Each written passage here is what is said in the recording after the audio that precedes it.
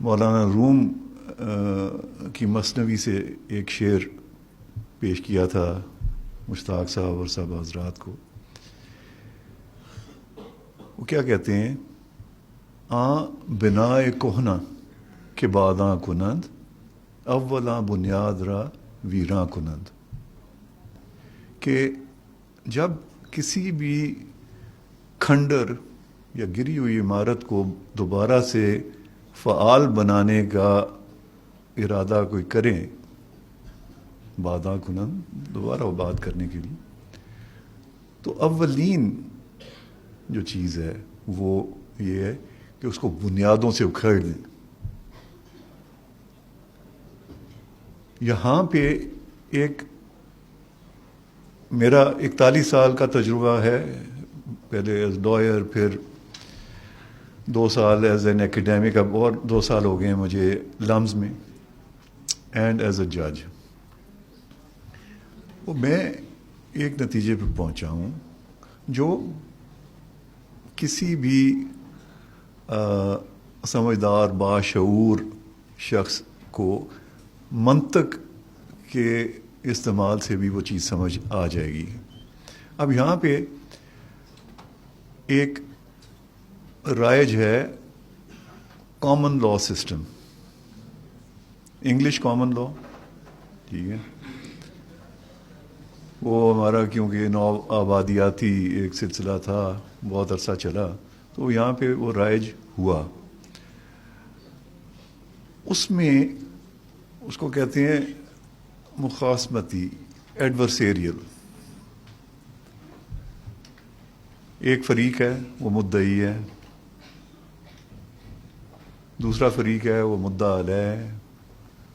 وہ عدالت میں آتے ہیں اور جج صاحب کو وہ اپنا اپنا پیش کرتے ہیں نقطۂ نظر، اور جج صاحب اس پہ فیصلہ دیتے ہیں. یہ ایڈورسیریل ہے، وہ جنگ کے موڈ میں آتے ہیں.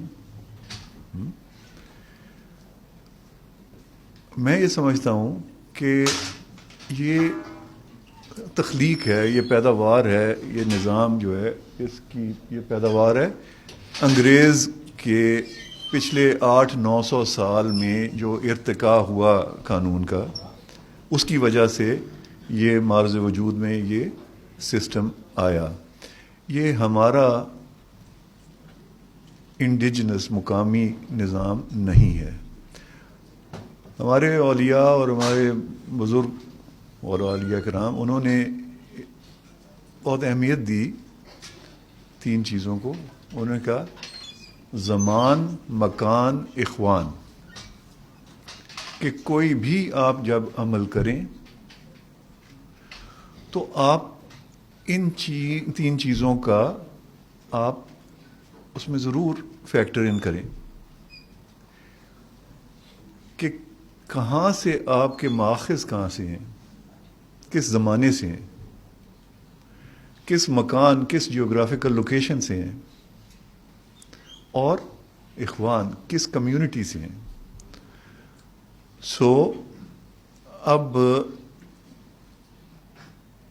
انگریز کے ملک سے، اس زمانے سے کچھ چیزیں اٹھا کے یہاں پہ ان کا نفاذ کر دینا، اور کمیونٹی ہماری کیا جو اس وقت اخوان جو کمیونٹی ہے وہ اگر اسی طرح سے کی نہیں ہے تو پھر یہ جس طرح آرگن ٹرانسپلانٹ ہوتا ہے جسم میں،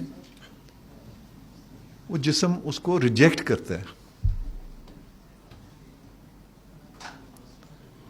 اور وہ ریجیکشن جو ہے وہ بہت مشکل سے وہ دبائی جاتی ہے دوائیوں کے ذریعے، باڈی قبول نہیں کرتی. تو ایک فیصلے میں، وہ شاید 18ویں ترمیم میں ہی اس فیصلے میں نے کہا مشتاق صاحب، ایک ہمارے اولیاء کرام، انہوں نے ایک کردار ہیں جن کے ذریعے تعلیم اور حکمت آگے پہنچائی. السلام علیکم.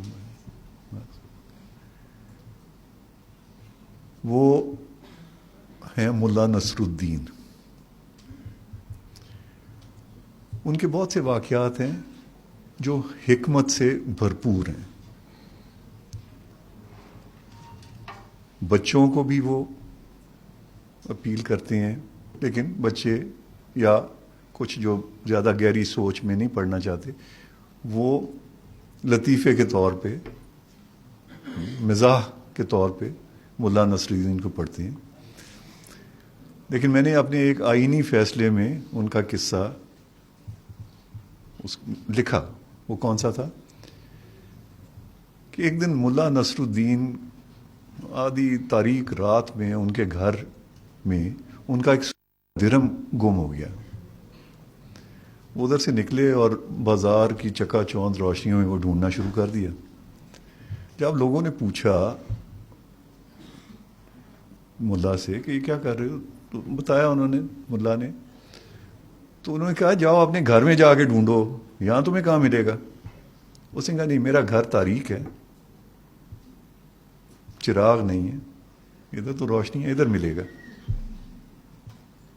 تو ہمارے ساتھ یہی حادثہ ہو رہا ہے اور ہم چلے جا رہے ہیں اسی ڈگر پہ کہ ادھر سے اٹھا کے یہ نظام اس کو یہاں سپر امپوز کر دینا، ٹرانسپلانٹ کر دینا. میرے نزدیک یہ کوئی عقل و خرد کی بات بالکل نہیں ہے. میں حاضرین سے یہی کہنا چاہوں گا، کیونکہ اسلامائزیشن کیا ہوئی ہے، کتنی ہوئی ہے، اس پہ میں نے یہ اقبال کیا اور تسلیم کیا کہ یہ میرا سبجیکٹ نہیں ہے، ٹھیک ہے. لیکن کچھ بنیادی چیزیں ہیں جو میں سمجھتا ہوں کہ ضروری ہیں، میں ادھر ان کا ذکر کروں. یہ جو ایڈورسیریل سسٹم ہے، مخاصماتی جو نظام ہے، یہ شاید بہت سے بیٹھے ہیں، وکلاء بھی شاید ہیں، ان کے لیے ذریعہ معاش تو ضرور بہت اچھا ہے، ٹھیک ہے. لیکن ہمارے تشخص مزاج کے مطابق شاید نہیں ہے. اسلامائزیشن کی اگر ہم نے بات کرنی ہے تو شاید